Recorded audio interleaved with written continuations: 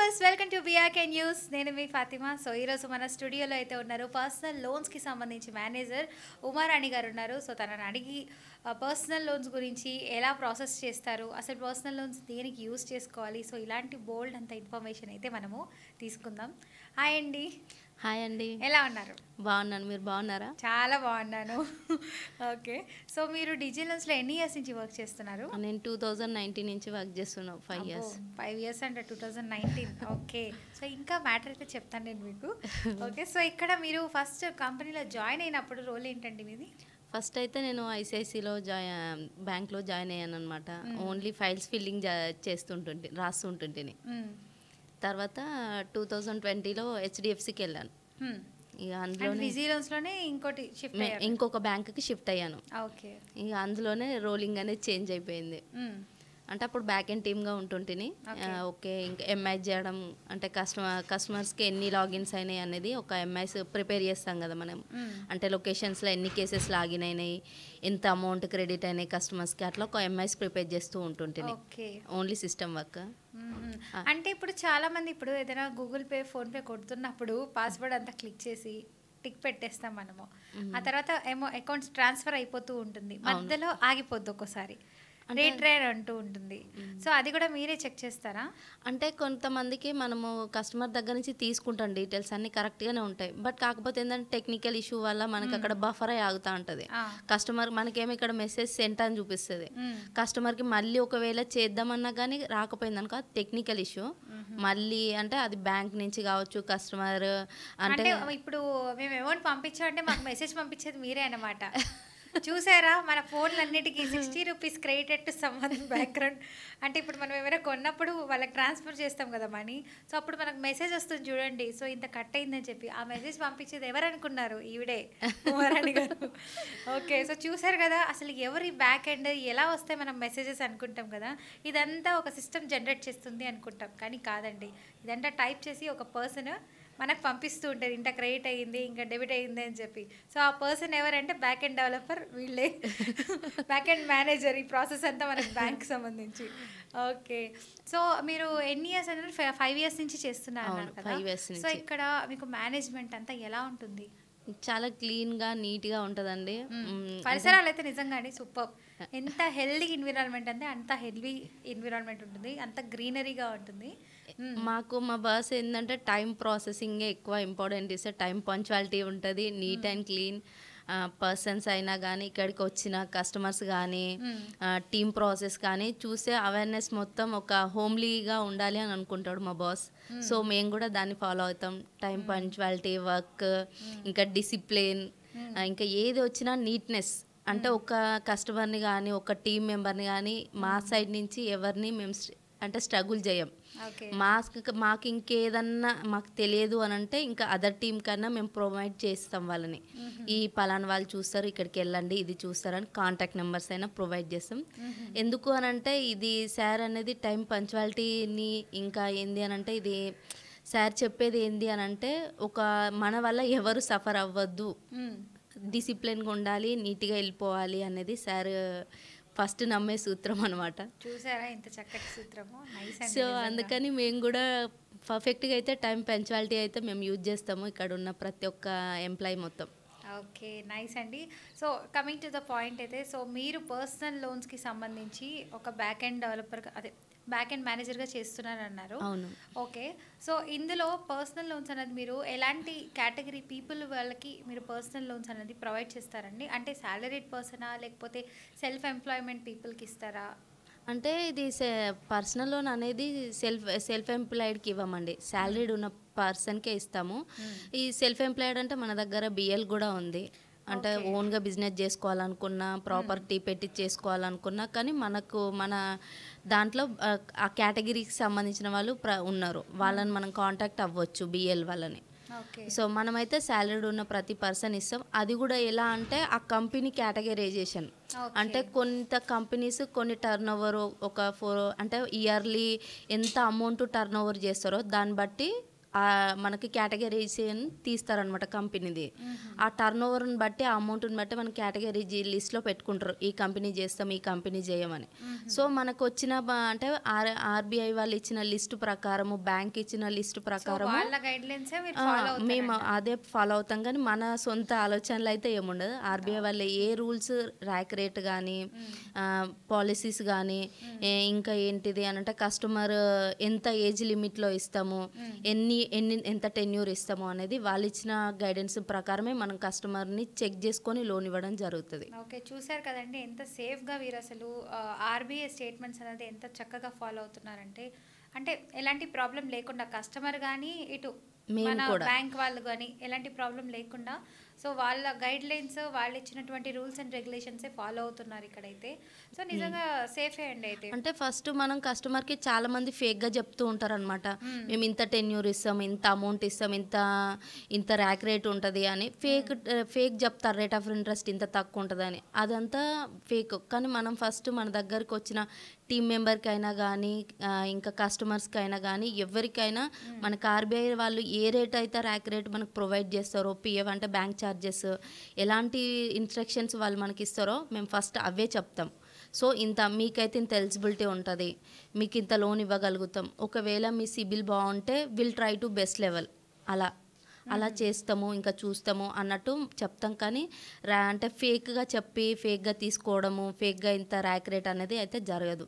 సేఫ్లీగా ఫస్టే ఇన్ఫర్మేషన్ ఇస్తాం, కస్టమర్కి ఇంత లోన్ అమౌంట్ వస్తుంది, ఇంత ర్యాక్ ఇంత అంటే ఇంత రేట్ ఉంటుంది, ఇంత టెన్యూర్, ఇంతవరకు అయితే మనం చేయగలుగుతాము. ఒకవేళ బ్యాచిలర్ అకామిడేషన్ ఉన్నప్పటికీ కూడా మనం బ్యాచిలర్ అకామిడేషన్ తీసుకొని కస్టమర్ అంటే పర్మనెంట్ అడ్రస్ ఎక్కడ ఉందో అక్కడ కూడా సేఫ్గా మనం వెరిఫికేషన్ చేసుకొని కస్టమర్కి లోన్ ఇవ్వడం జరుగుతుంది.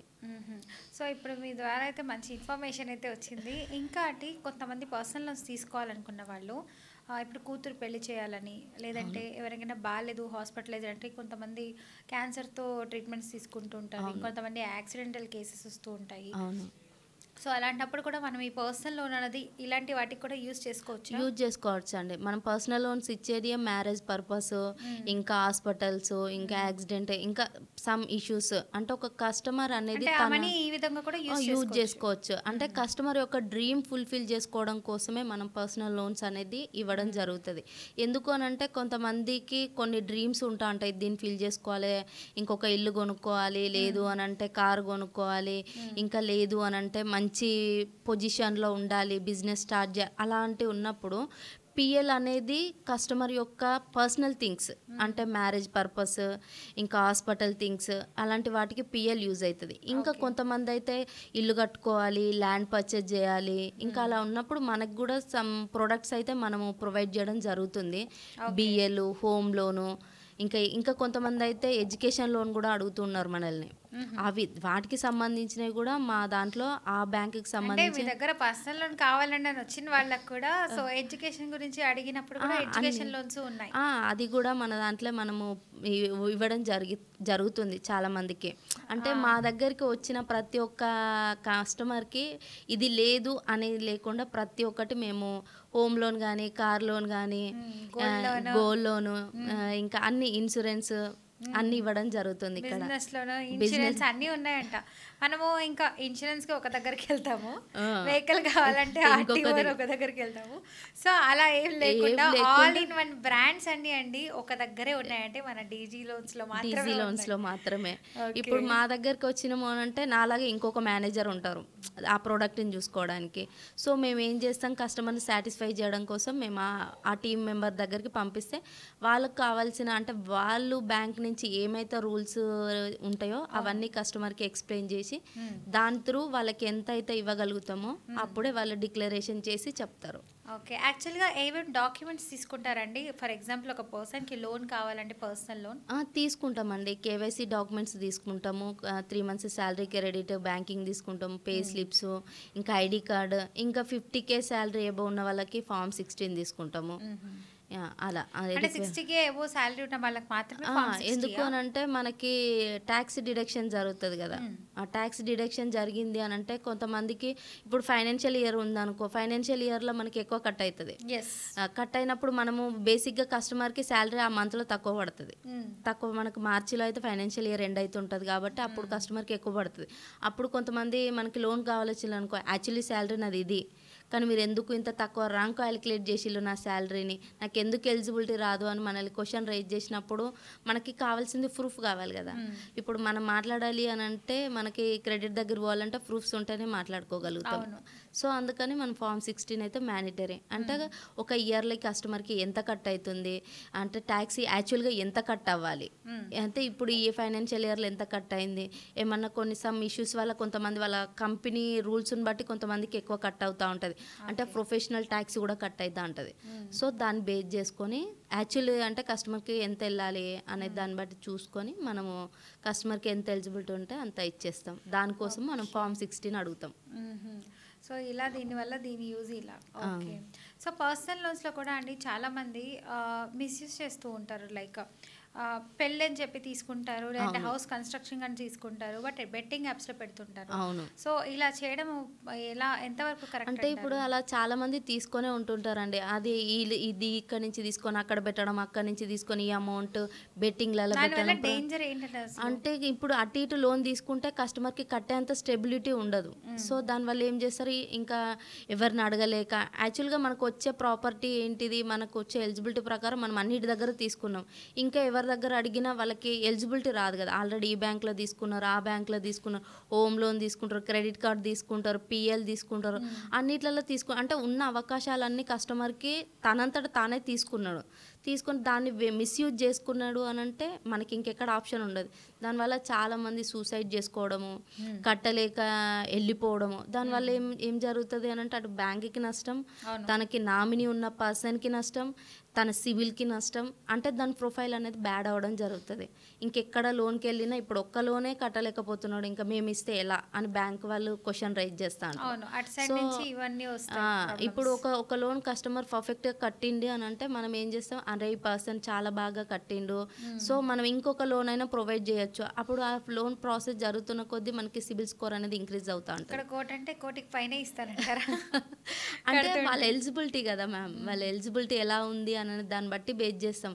ఇప్పుడు నేను చూడడానికి చిన్న ఉన్నా కానీ ప్రాసెస్ పెద్దది. అవును.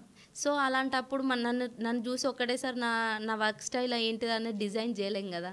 సో నాతో మాట్లాడితేనే ఏం చేస్తుంది, ఏం వర్క్ అనేది మీరు తెలుసుకుంటున్నారు. సో అలానే కస్టమర్ని కూడా మనము ఫస్టే ఇంత ఇస్తామని చెప్పాం, వాళ్ళు కట్టిన దాన్ని బేస్ చేసుకొని వాళ్ళ ప్రొఫైల్ ఎలా ఉందనే దాన్ని బట్టి మనం ఇంకో లోన్ ఇవ్వడానికి ముందుకు వస్తారు బ్యాంక్ వాళ్ళు. నైస్ ఎగ్జాంపుల్ అదిరింది.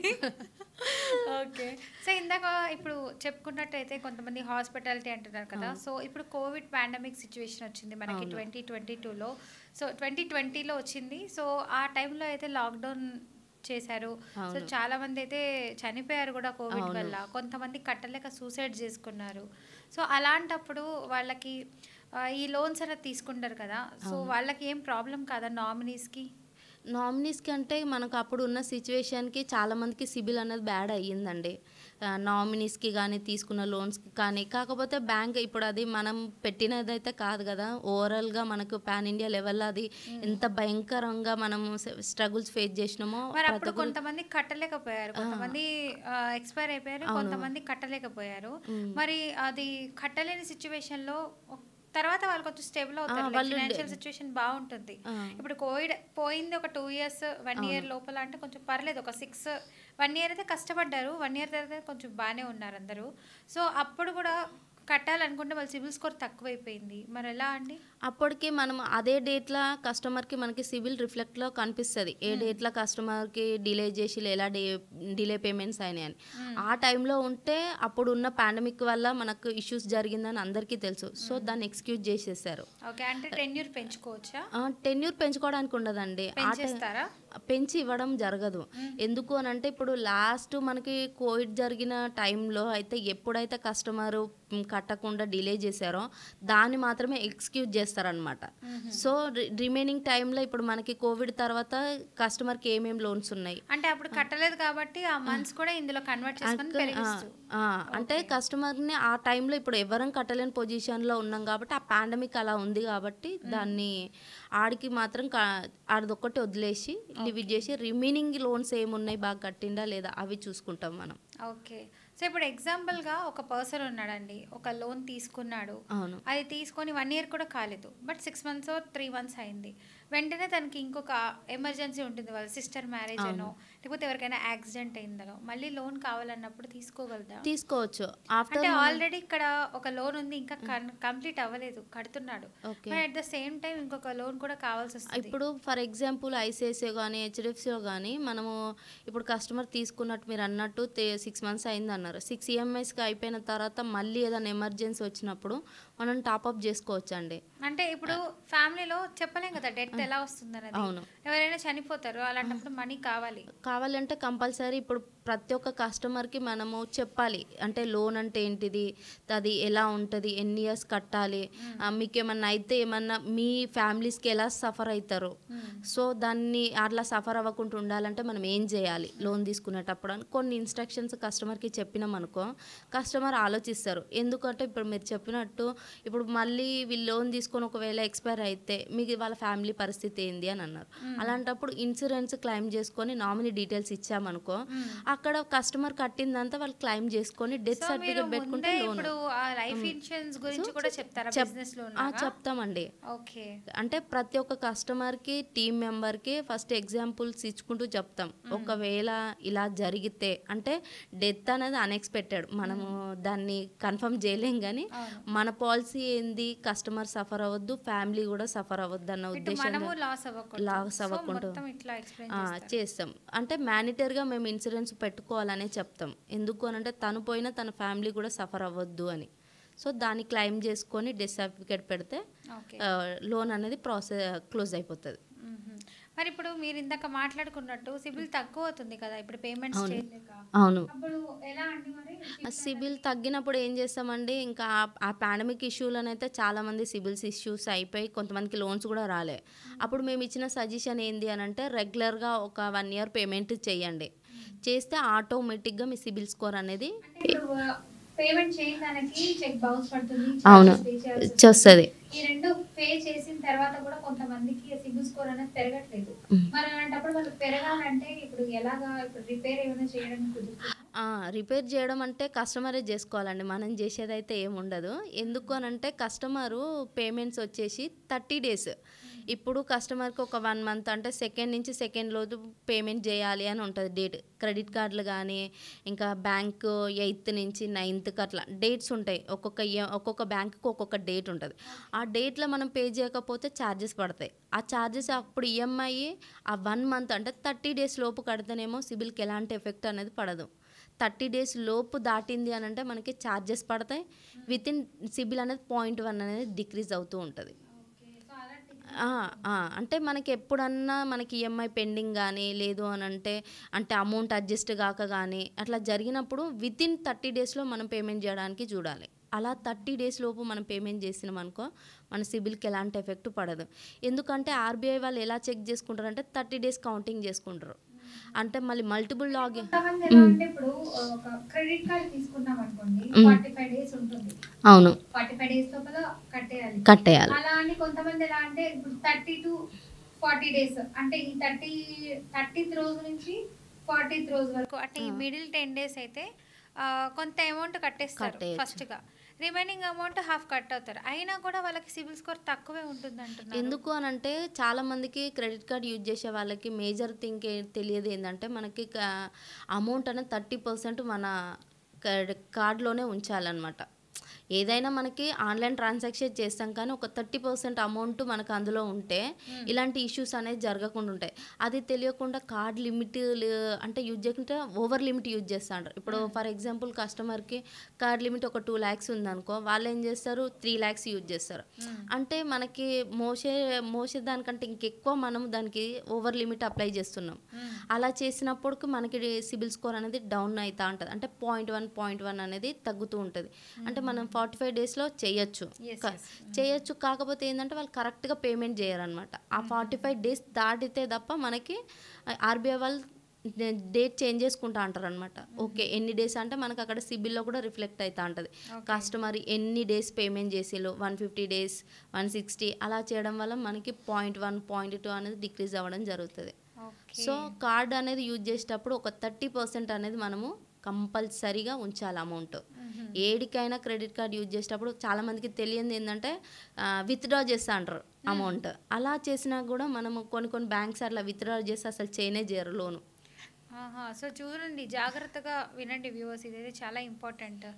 అలా యూజ్ చేయకుంటే ఇంకా పెట్రోల్ బంక్లలో ఇప్పుడు బాయ్స్ అయితే మేజర్గా థింకింగ్ చేసేది ఏంటి అని అంటే అక్కడికి వెళ్తారు, పెట్రోల్ బంక్లలో క్యాష్ విత్డ్రా చేసుకుంటారు. అంటే ఆన్లైన్ ట్రాన్సాక్షన్కి ఓకే క్రెడిట్ కార్డ్, బట్ కాకపోతే విత్డ్రా చేయొద్దు. అలా చేయడం వల్ల కూడా మనకి ఇష్యూస్ అనేది జరుగుతుంది. అది ఓవర్ లిమిట్ అంటే 50% యూజ్ చేస్తూ అంటారు. సో అందుకని దానివల్ల కూడా మనకి ఇష్యూస్ జరిగి చాలామందికి లోన్ రాకుండా ఉంటుంది. సో ఇప్పుడు కాంపిటేటివ్ వరల్డ్ కాబట్టి మనకి మార్కెట్లో ఇప్పుడు మనలాంటి లోన్స్ వాళ్ళే చాలామంది ఉన్నారు బయట. మార్కెట్లో కాంపిటీషన్ ఎక్కువ ఉంది అయితే. బట్ కొంతమంది ఇప్పుడు యాప్స్ పరంగా చూసుకుంటే లోన్ అన్నది కొంత పీపుల్కి మనీ అనేది చాలా నీడీగా ఉంది. మ్యారేజ్ కావచ్చు, హెల్త్ ఇష్యూ కావచ్చు, డెత్ కావచ్చు, ఇంకా వేరే పర్పస్లు కూడా ఉంటాయి. అంటే ఏమైనా కొనాలనుకున్నా, సో ఇలా కొన్ని పర్పస్లు ఉంటాయి. సో హాస్పిటల్ నిర్మించాలని ఒక్కొక్క థాట్తో మనీ జనరేట్ చేయడం కోసం ఉంటారు. సో అలాంటి సిచ్యువేషన్స్లో కొంతమంది యాప్స్ అనేది యూజ్ చేస్తారు. అవును. సో మనీ లోన్ యాప్ అని కొన్ని వస్తున్నాయి. సో అందులో వాళ్ళు ఏంటంటే ఇప్పుడు లోన్స్ వాళ్ళేమో ఆధార్ పాన్ కార్డ్ తీసుకుంటున్నారు, వెరిఫికేషన్లు చేస్తున్నారు. అదే దానికంటే సింపుల్ ప్రాసెస్ ఏం లేకుండా అంటే ఆధార్ కార్డ్ ఒకటి ఇచ్చేస్తే చాలు లోన్స్ ఇచ్చేస్తున్నారు ఆటోమేటిక్ అని చెప్పి కొంతమంది తీసేసుకుంటున్నారు. సో అది ఎంతవరకు కరెక్ట్? మరి ఇలా డీజీ లోన్స్ లాగా ఏమైనా లోన్స్ తీసుకోవడం ఎంతవరకు కరెక్ట్? ఈ రెండింటికి డిఫరెన్స్ ఏంటి అసలు? యాక్చువల్గానైతే చాలా మందికి హ్యాప్ లోన్స్ అనేది ఇన్స్టెంట్. ఇప్పుడు మనకు కాలేజ్ స్టూడెంట్స్ కానీ ఇంకా జాబర్స్ కానీ ఇంకా ఎవరినన్నా ఏమన్నా అడగాలంటే అరే వీళ్ళని ఎందుకు అడగడం, యాప్లలో లోన్స్ తీసుకుంటే బెటర్ కదా, ఎవరిని అడగకుండా నా అవసరాలకి నేను యూజ్ చేసుకుంటా కదా, ఇన్స్టెంట్. ఇప్పుడు అందులో కేవైసీ డాక్యుమెంట్ అనేది అప్లోడ్ చేస్తే వితిన్ 1 hour ఆర్ 30 minutesలో మనీ అనేది క్రెడిట్ అయిపోతాయి కస్టమర్కి. సో వాళ్ళు ఏంటంటే ఇప్పుడున్న జనరేషన్ ఫాస్ట్, అంటే ఉరుకుల పరుగుల జీవితం అంటారు కదా, అలా తీసుకొని చేయాలనుకుంటారు. కానీ ఏంటి అంటే అక్కడ బేసిక్ థింగ్ మర్చిపోవడం ఏంటిదంటే ఆ యాప్ కరెక్టేనా కాదా, అది గవర్నమెంట్ నుంచి అలకేట్ అయిందా లేదా, ఫస్ట్ అవేర్నెస్ చూసుకోవాలి. అంటే ఆ యాప్ గవర్నమెంట్ నుంచి అలకేట్ అయితేనేమో మనం తీసుకునే సేఫ్, దానివల్ల మనకి సిబిల్ స్కోర్ అనేది ఇంక్రీజ్ అవుతుంది యాప్ లోన్స్ వల్ల. కానీ యాప్ మనకి అది కరెక్టా కాదా, అది ఫేక్ యాపా, ఫేక్ యాప్ తీసుకున్నాం అనుకో కొన్నిసార్లు మనం పేమెంట్ చేసినా ఆడ చేయలేదని అంటది. దానివల్ల మనకి నో డ్యూ సర్టిఫికేట్ అంటే కస్టమర్ లోన్ క్లోజ్ చేసుకున్నారు ఆ సర్టిఫికేట్ కావాలన్నా కొన్ని దాంట్లో యాప్స్లలో రావు, ఆ కట్టిన పేమెంట్ కూడా చూపించదు మనకి. సో అలా ఏం జరుగుతుందంటే వాళ్ళకి అవేర్నెస్ లేకుండా అలా తీసుకోవడం వల్ల సిబిల్కి ఎఫెక్ట్ పడుతుంది. అంటే అందులో నుంచి తీసుకొని ఇందులోకి పెడతారు, ఇందులో నుంచి తీసి అందులో పెడతారు. నాకు తెలిసిన ఒక పర్సన్ అయితే అండి మనీ యాప్స్లో అయితే తీసుకున్నారు లోన్, అవును, మొత్తం పేమెంట్ కూడా అయిపోయింది. అదేంత ఒక 6 months లోపలే మొత్తం కంప్లీట్ చేసేసారు వాళ్ళు. ఇంకా చాలు అని చెప్పి అమౌంట్ ఉన్నాయి కదా అని చెప్పి కట్టేశారు, అయిపోయింది. కొన్ని అంటే అయింది ఒక 2 years 3 years ఎంతో అయింది. సో చేశారు, మళ్ళీ అది వెరిఫికేషన్ అని చెప్పి ఏం లేదు, కట్టేసాం కదా అని అనుకుంటే సిబిల్ పడిపోయింది వాళ్ళకి. అవును. సో ఇది అందులో తెలుస్తుంది అంటారా? వెరిఫికేషన్ చేస్తే ఇప్పుడు కస్టమర్ కి సిబిల్ చెక్ చేసుకోవడానికి 2 types ఉంటాయండి. వాళ్ళు ఫుల్ పేమెంట్ చేసినా కూడా ఆ యాప్ లో అసలు చేయలేనట్టే చూపిస్తుంది. అంటే మనము కస్టమర్ కి బేసిక్ గా ఇలాంటి చాలా ఇష్యూస్ మేము ఫేస్ చేస్తున్నాం. అంటే మనకి కస్టమర్ మామూలుగానైతే మనకి సిబిల్ చెక్ చేసుకోవడానికి 2 methods ఉంటాయి. ఒకటి సాఫ్ట్ ఎంక్వైరీ, ఒకటి హార్డ్ ఎంక్వైరీ ఉంటుంది. సాఫ్ట్ ఎంక్వైరీలో కస్టమర్కు చెక్ చేసుకున్నాము అనుకో మేజర్గా అయితే మొత్తం అని చెప్పలేము, బట్ కాకపోతే ఏంది అని అంటే కస్టమర్కి ఏమేమి లోన్స్ ఉన్నాయని ఐడెంటిఫై చేయొచ్చు. హార్డ్ ఎంక్వైరీ అంటే ఒక బ్యాంక్కి ఇప్పుడు కస్టమర్ ఒక బ్యాంక్లో లాగిన్ చేసేటప్పుడు ఆ బ్యాంక్ వాళ్ళు చెక్ చేసుకుంటారు అనమాట. కస్టమర్కి లోన్స్ ఏమున్నాయి, ఎంత ఎంత ఇస్తున్నాం మనము, ఎంత కట్టగలుగుతాడు, అంత స్టెబిలిటీ ఉందా లేదా అని అట్లా మనము చెక్ చేస్తారనమాట బ్యాంక్ వాళ్ళు. అలా చెక్ చేసినప్పుడే మనకి యాప్ లోన్స్ అనేటివి బయటపడతాయి. మాన్యువల్గా మనం చెక్ చేస్తాం కాబట్టి. ఇప్పుడు ఒక కస్టమర్ మా బ్యాంకుకి వచ్చిండు, ఇప్పుడు నాకు లోన్ కావాలన్నారు, కానీ మేము అన్నీ ఇప్పుడు ఎందుకంటే పర్సనల్ లోన్ అంటే అన్సెక్యూర్ లోన్. సో వాళ్ళ స్టెబిలిటీ ఏంటి, సిబిల్ ఒక్కటే. ఆ సిబిల్ ఒకటి చెక్ చేసుకుంటే ప్రీవియస్ ఏమన్నా లోన్స్ ఉన్నాయా అంటే ఏం లేవంటే -1 సిబిల్. ఓకే, ఒకవేళ లోన్స్ ఉన్నాయంటే ఏమేమి లోన్స్ ఉన్నాయి, ఎక్కడెక్కడ తీసుకున్నాడు, యాప్ లోన్సా లేకుంటే బ్యాంక్ పర్పస్ తీసుకున్నాడా, లేకుంటే ఇంకా క్రెడిట్ కార్డు యూజ్ చేస్తున్నాడు, అలా మనం చెక్ చేస్తాం హార్డ్ ఎంక్వైరీలో. క్రెడిట్ కార్డ్ అంటే గుర్తొచ్చింది నాకు. సో ఇప్పుడు మన డిజీ లోన్స్లో ఇప్పుడు బయట మార్కెట్లో చూసుకుంటే కొంతమంది క్రెడిట్ కార్డ్ పరంగా 11% ఇస్తాం రేట్ ఆఫ్ ఇంట్రెస్ట్ అంటారు. మరి ఇక్కడ మనకి రేట్ ఆఫ్ ఇంట్రెస్ట్ ఎలా ఉంటుంది అంటే ఒక్కొక్క బ్యాంక్ అది చెప్పాను కదా నేను ఫస్టే, చాలా మంది మ్యానిపులేటింగ్ చేస్తారు కస్టమర్స్ని అయినా, ఇన్ఫ్లుయెన్స్ లెక్క మేము ఇంత రేట్ ఆఫ్ ఇంట్రెస్ట్ మేము అంత రేట్, అది కాదు. ఆర్బీఐ వాళ్ళు ఏ ర్యాక్ రేట్ పెడితే ఆ ర్యాకే. అంటే ఫర్ ఎగ్జాంపుల్ హెచ్డిఎఫ్సికి ఇప్పుడు ఫర్ ఎగ్జాంపుల్ నడుస్తున్న ర్యాక్ రేట్ ఏంది 10.8, అది ఆర్బీఐ వాళ్ళు డిజైన్ చేసిన రేట్ ర్యాక్. దానివల్ల మనం చేంజ్ చేసేది అయితే ఏముండదు, అదే ర్యాక్ రేట్ ఇస్తాం. ఐసిఐసికి ఒక ర్యాక్ రేట్ ఉంటుంది, మళ్ళీ ఇంకా యాక్సిస్కి, ఐడిఎఫ్సి అంటే మన సొంత ఆలోచనలు అయితే ఏముండవు. బ్యాంక్ వాళ్ళు ఏం రూల్స్ పెట్టిండ్రు టెన్యూర్ పర్పస్ కానీ కస్టమర్కి. ఇప్పుడు కొంతమందికి ఎంఎల్బిఏ ఉంటుంది. అంటే ఎంఎల్బి ఏంది అని అంటే కస్టమర్ యొక్క కట్టిన డిజైన్. అంటే ఇప్పుడు మనకి స్కూళ్ళలో కాక పిల్లలకి చదివినప్పుడు మనం స్కోర్ ఎలా డిజైన్ చేస్తారు, A+, B+. సో అదే విధంగా కస్టమర్ స్టెబిలైజేషన్ అనేది ఈ సిబిల్లో డిజైన్ చేయడం జరుగుతుంది. సో తను బేస్ చేసుకొని మనం స్కోర్ ఇవ్వడం జరుగుతుంది. సో దాన్ని పట్టుకొని మనం లోన్ అమౌంట్ ఏమైనా హైక్ చేయాలంటే మనం మాట్లాడవచ్చు.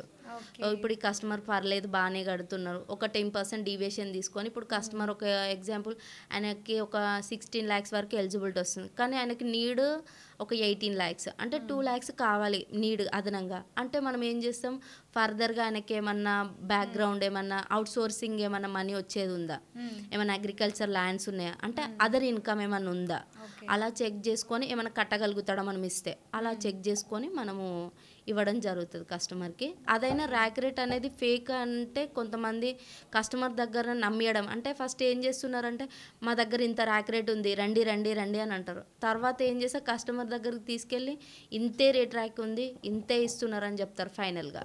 ఓకే, అంటే ఫస్ట్ ఏం చెప్తారు, మేము 10.8 ఇస్తామంట, అది జమాన్లో ఎప్పుడో ఉంది 10.8, అక్కడ 10.5 అనేది జమాన్లో. అప్పుడు ర్యాక్ రేట్ చెప్తా అంటారు కస్టమర్లు. అంటే అరే ఇంత ర్యాక్ రేట్ ఇస్తున్నారంట, వెళ్ళి తీసుకుందామని లాగిన్ అయ్యేదాకా అదే చెప్తారు. లాగిన్ అయిన తర్వాత రేట్ ర్యాక్ అనేది మీ ఇంట్లో నుంచి ఇస్తలేం, మా ఇంట్లో నుంచి ఇస్తలేం.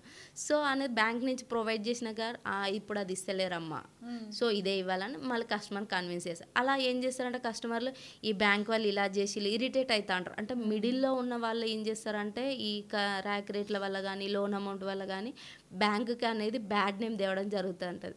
సో వాళ్ళకి ఏంటిది అని అంటే ఈ బ్యాంక్ ఇలా చేసింది, ఇంత ఇచ్చింది నాకు లోను, ఇట్లా చేసిన తప్పక పాపం బ్యాంక్ వాళ్ళు బలైతా అంటారు అనమాట. ర్యాక్ రేట్ అనేది ఆర్బీఐ వాళ్ళు ఏమి ఇస్తే మనం అదే ఇస్తాం. అది దాని ప్రొఫైల్ని బట్టి, లోన్ అమౌంట్ని బట్టి, కస్టమర్ శాలరీని బట్టి మనము రేట్ ర్యాక్ ఇవ్వడం జరుగుతుంది. సో యాప్స్ వల్ల తీసుకోవడం అనేది అయితే మంచిది కాదు. కొన్ని యాప్స్ జెన్యూన్ ఉంటాయి, బట్ దానికంటే ఫిజికల్ గా తీసుకోవడం అయితే బెటర్. అందులో ఇప్పుడు మన డీజే లోన్స్ లాంటివి అయితే బెటర్. సో మనిషిని చూస్తాం కాబట్టి వెరిఫికేషన్ చేస్తారు, మనకి వాళ్ళ గురించి తెలుస్తుంది, వాళ్ళకి మన బ్యాక్గ్రౌండ్ తెలుస్తుంది, మనం ఎంత కట్టగలం. అంటే మనము ఇందులో హోమ్ వెరిఫికేషన్, ఆఫీస్ వెరిఫికేషన్ కూడా చేస్తామండి. ఎందుకు యాప్లలోనైతే ఇన్స్టెంట్ జెన్యూనా కాదని తెలుసుకుంటాం, వాళ్ళు ఇవ్వకుండా వెళ్ళిపోతే మనకి మళ్ళీ ప్రాబ్లం అయితే. ఇంకా చాలా మంది యాప్ లోన్స్ వల్ల కూడా కొంతమంది డీటెయిల్స్ అనేటి లీక్ అయిపోయి, ఇప్పుడు మీ ఫ్రెండ్ యాక్సిడెంట్ అయింది 10,000 కొట్టు 20,000 కొట్టు అని చెప్పి ఫొటోస్ పెట్టడము, అట్లా స్కామ్స్ కాల్. ఇప్పుడు మనం ఏం చేస్తాం, అరే మా ఫ్రెండ్ అంట, మా ఫ్యామిలీ మెంబర్ అంట, మనం ఏం చేస్తాం టకా మనీ కొడతా అంట. అలా కూడా ఈ యాప్లలో మనము మన డీటెయిల్స్ ఎలా వెళ్తున్నాయి, ఈ యాప్ లోన్స్ వల్లనే. ఈ యాప్ లోన్స్లో తీసుకొని కేవైసీ డాక్యుమెంట్ ఎంటర్ చేయడం వల్ల మన దాంట్లో ఉన్న డేటా వాళ్ళకి క్యాప్చర్ అయిపోతుంది. క్యాప్చర్ అయిపోయి వాళ్ళు ఏం చేస్తారు, ఈ లోన్ అలానే ఉంటుంది, ఇంకా అలానే ఉండి వెళ్ళిపోయి దానికి కట్టిన పేమెంట్ కూడా వాళ్ళు సరిగ్గా తీసుకోకుండా ఇలాంటి మన రిలేటివ్స్కి ఫ్రెండ్స్కి ఇలాంటివి అంటే ఫేక్ మెసేజెస్ ఇట్లా యాక్సిడెంట్ అయింది డెత్ హాస్పిటల్లో ఉంది ఇలాంటివి చెప్పినప్పుడు మనం టెన్షన్ పడి మనం పంపిస్తాం. ఇలాంటి యాప్ల వల్ల అయితే ఇలాంటి ఇష్యూస్ జరుగుతున్నాయి. సో మనం జెన్యునా కాదా అంటే గవర్నమెంట్ నుంచి అలొకేట్ అయిందా లేదా, దాని రేటింగ్ ఎంత ఉంది, ఫస్ట్ ఆఫ్ ఆల్ అది సేఫా కాదా అని చూసుకొని అన్నీ అని నేను చెప్పలేను, బట్ కొన్ని యాప్స్ వల్లనైతే ఇలాంటి చాలామంది కస్టమర్స్ మాకు ఫీడ్బ్యాక్ ఇస్తూ ఉంటారు. మేము ఇది ఇలా యూజ్ చేసాము, ఇలా అయ్యింది, ఇప్పుడు మేము ఏం చేయాలి, మా సిబిల్ స్కోర్ తగ్గింది, మేము పేమెంట్ చేసినా కానీ సిబిల్ అలానే ఇప్పుడు వాళ్ళు ఎప్పుడో చేసిళ్ళు కానీ మా దగ్గరికి లోన్ కోసం వచ్చినప్పుడు మేము మాన్యువల్గా చెక్ చేసుకుంటాం కదా, ఆ చెక్ చేసుకున్న టైంలో వాళ్ళ ఏమేమి ఉన్నాయని మనకు కనిపిస్తాయి. అప్పుడు తీసుకున్నాం మేడం, అది ఎప్పుడో మాకు తెలియదు, మేము ఆల్రెడీ కట్టేసినామంటే సరే ఎన్ఓసి తీసుకురా అంటే ఫీడ్బ్యాక్ మొత్తం కంప్లీట్ అయింది అన్నట్టు క్లోజర్లో లెటర్ తీసుకురా అంటే యాప్ దగ్గర నుంచి ఏమీ మనకి రాదు, అది ఓపెన్ అవ్వదు. సో అలా మనకి కస్టమర్ ఫేస్ చేయాల్సిందే కదా. ఇప్పుడు క్రెడిట్కి అయినా మనం ప్రూఫే కావాలంటే ఇప్పుడు కోర్టుకి వెళ్ళినా ప్రూఫే అంటారు, పోలీస్ స్టేషన్కి వెళ్ళినా ప్రూఫ్ ఉంటేనే మాట్లాడాలంటారు. చేయలేం. సో డైరెక్ట్ గా ఫిజికల్ గానే మనం మనిషిని కలిసి చేసుకుంటే వెరిఫికేషన్ మనకు హామీ ఉంటుంది, వాళ్ళకి కొంచెం హామీ ఉంటుంది, పర్సన్ కొంచెం జెన్యూనే వెరిఫికేషన్ వల్ల ఓకే మంచి బ్యాక్గ్రౌండ్ ఉంది, సో ఇంతవరకు ఇవ్వచ్చు, ఇంత కట్టగలరు అన్న ఒక థాట్ అయితే ఉంటుంది. ఓకే, సో ఇంత చెప్తున్నారు అయినా కూడా మీరు స్టిల్ కూల్గా ఉన్నారు. నేను అదే ఇందాక నుంచి చూస్తున్నా, ఇంత మాట్లాడుతున్నా ఇంత కూల్ ఏంట్రా బాబు అంటే మనము అంటే కస్టమర్స్ అనేది మనం అర్థమైనట్టు చెప్పినప్పుడే కదా మన దగ్గరికి లోన్ అనేది వచ్చేది. చాలా మందికి అయితే కోపం పడితే వాళ్ళకి అర్థం కాదు, అంటే ఒక మెంబర్కి ఒకసారి చెప్తే అర్థమవుతుంది, ఒక మెంబర్కి 2 సార్లు చెప్తే అర్థమవుతుంది. సో వాళ్ళకి ఎలా అర్థమవుతుందో అలా చెప్పడమే కదా మన డ్యూటీ. అలా చెప్తేనే కదా మనకి ఇంకోళ్ళు వచ్చే కస్టమర్స్ వచ్చేది. ఇప్పుడు పర్సనల్ లోన్స్ గురించి చాలా చక్కగా చెప్పారు. అట్ ద సేమ్ టైం మన దగ్గర ఇన్ని లోన్స్ కూడా ఉన్నాయా, బిజినెస్ పర్సనల్ లోన్ చాలా, ఇలా ఎడ్యుకేషన్ అని, గోల్డ్ లోన్ అని, కార్ లోన్ అని, ఇలా చాలా లైఫ్ ఇన్సూరెన్స్ చాలా ఉన్నాయి. సో ఆల్ ఇన్ వన్ అయితే ఒక పర్సన్ అక్కడ ఇక్కడ ఏం తిరగకుండా మొత్తం మా దగ్గరే ఉన్నాయి, మీకు ఏం కావాలో చెప్పండి, వాళ్ళు చేసిస్తాం. వాళ్ళు అడిగిందంటే మేము సరే రండి సార్ మీకు ఏ లోన్ కావాలి, ఎడ్యుకేషన్ లోనా, బిజినెస్ లోనా, కార్ లోనా, ఇన్సూరెన్సా, ఈ గోల్డ్ లోనా, ఏది కావాలంటే మేము అదే యాక్సిస్, ఐడిఎఫ్సి ఇంకా ఎన్ఎఫ్సి బ్యాంక్స్ కూడా ఈడనే ఉంటాయి. సో ఇప్పుడు మీరు లైక్ వేరే స్టేట్స్లో నుంచి ఎవరైనా ఇప్పుడు ఎవరైనా ఫ్రెండ్స్ ఇక్కడ తీసుకోవాలి లోన్స్ కావాలి అంటే వేరే స్టేట్ నుంచి కూడా మనం ఇక్కడ తీసుకోవడానికి కుదురుతుందా? వాళ్ళు కుదురుతుంది. ఎందుకనంటే మనకి మా బ్రాంచ్ అనేది మొత్తం పాన్ ఇండియా లెవెల్లో ఉందండి.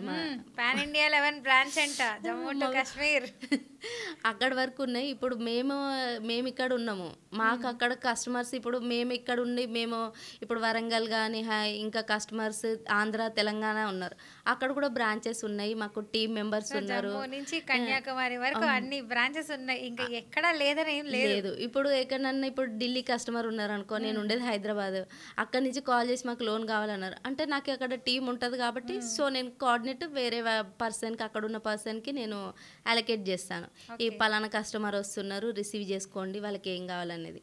ఎందుకంటే ఇంత ట్రావెల్ ఒక్క కాల్ మీరు ఇక్కడ కూర్చొని నెట్వర్క్ అంతా నడిపిస్తారు అంతే అండి. ఈ డీజీ లోన్స్ అనేది ఎవరిని సఫర్ చేయదు, సఫర్ అవ్వదు, మొత్తం ఏంది అని అంటే ఫోన్ త్రూ అన్నమాట, డ్రీమ్స్ ని ఫుల్ఫిల్ చేస్తుంది డీజీ లోన్స్ అంతే. ఓకే, సో అవునండి, సో ఇంతవరకు మీరు చాలా చక్కగా చెప్పారు. అట్ ద సేమ్ టైం మీకు లీవ్స్ అంటూ ఏమైనా ఉంటాయా? కంపల్సరీ ఉంటాయి. సండేస్ ఆఫ్, సండేస్ మాకు గవర్నమెంట్ హాలిడేస్ ప్రతి ఒక్కటి హాలిడేనే. అబ్బో నేను అడగకుండే అంటే చాలా మంది హాలిడేస్ కూడా ఉంటాయంట. అంటే ఇప్పుడు చాలా మంది ఏమనుకుంటారు అంటే ఇది ప్రొఫెషనల్ గా నడుస్తుంది కదా లీవ్స్ ఇవ్వరు అంటే సాఫ్ట్వేర్ టైప్ చేస్తారేమో ఇంత స్ట్రిక్ట్ ఉంటారా అని అనుకుంటారు, కానీ చాలా బాగుంటుంది మాది. ఏంటంటే సండేస్ అన్నీ మేము ఎప్పుడు వర్కింగ్ అయితే రాము, గవర్నమెంట్ హాలిడేస్ ఏమున్నా మాకు హాలిడేసే. మేము ప్రశాంతంగా ఇంకా మాకైతే హెల్త్ ఎమర్జెన్సీ అయితే అంటే మేము వచ్చేది ఇక్కడ స్ట్రగుల్ పడుకుంటూ అయితే. అవునండి, బీయింగ్ ఏ గర్ల్ ఇప్పుడు చాలా మంది ఒక లోన్స్ దాంట్లో లేడీస్ వర్క్ చేస్తారంటే కొంతమంది వర్క్ చేయించడానికి ఇష్టపడరు, బట్ ఇక్కడ ఎన్విరాన్మెంట్ చూస్తే నేను ఇంతవరకు ఇంటర్వ్యూ చేసిన వాళ్ళలో ఒక 60% బాయ్స్ ఉన్నారు, 40% గర్ల్స్ ఉన్నారు. అసలు ఎలా అండి మార్నింగ్ నుంచి ఈవినింగ్ వరకు ఉండాల్సి వస్తుంది ఒక్కోసారి? అవును. సో మరి ఎలా ఉంటుంది ఇక్కడ సెక్యూరిటీ సేఫ్‌గా సెక్యూరిటీ అండి. ఉంటుందా? ప్రతి ఒక్క అమ్మాయికి చాలా సెక్యూరిటీ ఉంటది. ఇంకా అంటే మేనేజర్ గర్ల్స్‌కి ఏదైనా ఇష్యూస్ అయినా చూసుకోవడానికి మేనేజర్ టీమ్స్ ఉంటారు. ప్రతి ఒక్క టీమ్ వెనకాల ఒక మ్యామ్ ఉంటది. హుహు. ఏదన్నా మేజర్ ఇష్యూస్ సో లేడీ బాస్‌లు కూడా ఉన్నారంట ఇక్కడ. చూసుకోవడానికి. అలా మాకు ఇబ్బందయితే ఏముండదు. ఓకే. హాలిడేస్ ఏదన్నా మేజర్ అయితే ఇంకా మాకు కింద ఫస్ట్ ఫ్లోర్‌లో మెడికల్‌గా చూసుకోవడానికి గూడా చిన్న క్లినిక్ ఉంటది. హుహు. ఏదన్నా ఎమర్జెన్సీ అయితే అక్కడికెళ్ళి ట్రీట్మెంట్ టాబ్లెట్స్ అలా తీసుకోవచ్చు. ఇంకా మేజర్ అయితేనేమో మాకు ఎట్లాగో మా ఐడీ కార్డ్ ఇచ్చేటప్పుడు పేరెంట్స్ నంబర్ ఆల్రెడీ నోటెడ్ అయి ఉంటది కాబట్టి పేరెంట్స్‌కి చెప్తాం. వెరీ సెక్యూర్ అంటే ఎంత దూరం నుంచి ట్రావెల్ చేసినా గానీ ఈడికొస్తే మాకంటూ సేఫ్టీ అనేది ఉంటది. అంటే అక్కడిక్కడ ఇప్పుడు చాలామంది ఇష్యూస్ జరుగుతా ఉంటాయి. పేరెంట్స్ కూడా ఇంత దూరం అందులో లోన్స్‌లా చేయడం ఏంది అని అనుకుంటారు. కానీ ఇక్కడ మాత్రం మొత్తం సిస్టమాటిక్‌గానే ఉంటది. ఐడీ, డ్రెస్సింగ్స్ గానీ, నీట్‌నెస్, డిసిప్లిన్ అన్నీ ఉంటాయన్నమాట. So okay. హాలిడేస్ గానీ, ఇంకా మనకి ఇంకా ఏమన్నా లీవ్స్ అంటే మనల్ని సో చూసుకోవడానికి కల్చరల్ యాక్టివిటీస్ ఏమైనా ఉంటాయా? ఉంటాయి. అప్పుడప్పుడు ఓకే. అప్పుడప్పుడు ఏదన్నా ఇంకా మా బాస్ బర్త్‌డే అప్పుడైతే ఇంకా ఫుల్ ఇంకా డాన్సెస్ నేర్చుకుంటాము. ఇంకా మాకు న్యూస్ ఛానెల్ ఉంది కాబట్టి ఆ న్యూస్ ఛానెల్‌లో ఇంకా అన్ని టెలికాస్ట్ అవుతా ఉంటాయి. సో ప్రతి డాన్సెస్ ఒక్క వీడియోస్ అన్నీ చూస్తూ ఉంటారు చూస్తూ మీరు. ఉంటాము. ఇంకా ఓకే. సార్ వాళ్ళు ఇంకా మాకు ఇంకేమన్నా డాన్స్ చేయాలా, ఇలా అమ్మాయిలు కదా చేయడం ఎందుకు అవసరం లే అలాంటిది ఏమి ఉండదు. ఎవరు ఇంట్రెస్ట్ ఉంటే వాళ్ళు రండి సో ఫుల్ చేయండి. పక్క ఫ్రీడమ్ అంటారు. కానీ అండ్ నాకైతే ఇంత ఇంటర్వ్యూలో ఒకటి బాగా అర్థమైంది. డీజీ లోన్స్ చాలా చక్కటి లోన్స్ అయితే ఇస్తారు మనకి ఎలాంటి ప్రాబ్లం లేకుండా. అంటే మన బ్యాక్గ్రౌండ్ వెరిఫికేషన్ చేసి ఓకే జెన్యూన్ అంటే ఇప్పిస్తారు loans. Okay. At the same times ఇక్కడ లీవ్స్ కూడా చాలా బాగుంటాయి, ఎంప్లాయీస్ ని చాలా చక్కగా చూసుకుంటారు, మేనేజ్మెంట్ కూడా చాలా బెటర్ అని అంటున్నారు. అవును. ఇంకొక విషయం కూడా వ్యూవర్స్ మనందరికీ డబ్బులు కట్ అయినప్పుడు మెసేజెస్ పంపించేది వీళ్ళే. బ్యాంక్ వాళ్ళు పంపిస్తారు. Bank okay. బ్యాంక్ వాళ్ళు అంటండి. ఓకే. నైస్ అండి. చాలా మంచి ఇన్ఫర్మేషన్ అయితే ఇచ్చారు. పర్సనల్ లోన్స్ గురించి చాలా మందికి కొన్ని డౌట్స్ ఉన్నాయి. అవైతే నాకు తెలిసి 100%లో 99.9% కూడా ఫిల్ చేసేసారు డౌట్స్. ఇంకా 1% ఏమైనా ఇంకా డౌట్స్ ఉంటే మన వ్యూవర్స్ అయితే కామెంట్ రూపంలో తెలిపేస్తారు. సో తెలిపేయండి కామెంట్ రూపంలో. థ్యాంక్ యూ అండి. చాలా చక్కగా మాట్లాడారు. Nice interview with you.